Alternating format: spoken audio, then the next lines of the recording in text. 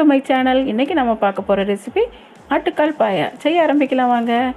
இப்போ குக்கரில் ஒரு ஆட்டுக்கால் அளவு கட் பண்ணி கழுவுனதை சுத்தம் பண்ணதை நம்ம குக்கரில் சேர்த்துருக்கோம்.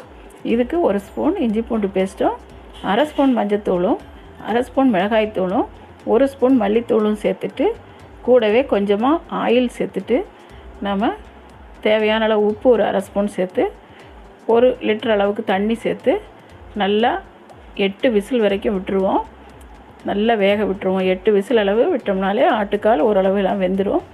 இப்போ இன்னொரு கடாயை அடுப்பில் வச்சு அதில் 2 பட்டை, 2 ஏலக்காய், 2 கிராம்பு சேர்த்துட்டு கூடவே 150 கிராம் அளவுக்கு சின்ன வெங்காயம் உரித்து பொடியாக நறுக்கி வச்சது அதையும் இதில் சேர்த்து லேசாக கண்ணாடி பதம் வர அளவுக்கு வணக்கி எடுத்ததுக்கப்புறமா 2 ஸ்பூன் இஞ்சி பூண்டு பேஸ்ட்டு சேர்த்து 200 கிராம் அளவு தக்காளி, கொஞ்சமாக மல்லி இலை இதையும் சேர்த்து நல்லா வணக்கிக்கிட்டு இதில் சீக்கிரமாக வணங்குறதுக்காக கொஞ்சமாக உப்பு சேர்த்துக்கலாம்.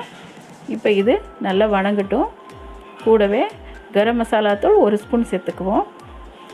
இதோட 1 ஸ்பூன் மிளகாய்த்தூள். உங்களுக்கு காரம் அதிகமாக தேவைன்னா இன்னும் சேர்த்துக்கலாம், கம்மியாக தேவைன்னா இன்னும் கொஞ்சம் குறைச்சிக்கலாம்.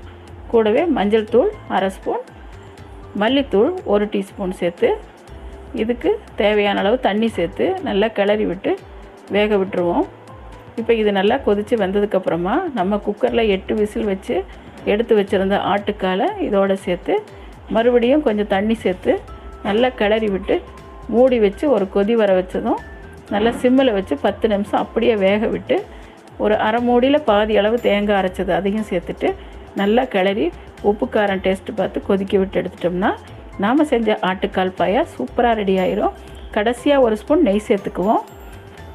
இந்த ரெசிபியை நீங்கள் வீட்டில் செஞ்சு பாருங்கள். இந்த ரெசிபி பிடிச்சிருந்தால் லைக் பண்ணுங்கள், ஷேர் பண்ணுங்கள், கமெண்ட் பண்ணுங்கள். தேங்க்யூ. தேங்க்ஸ் ஃபார் வாட்சிங்.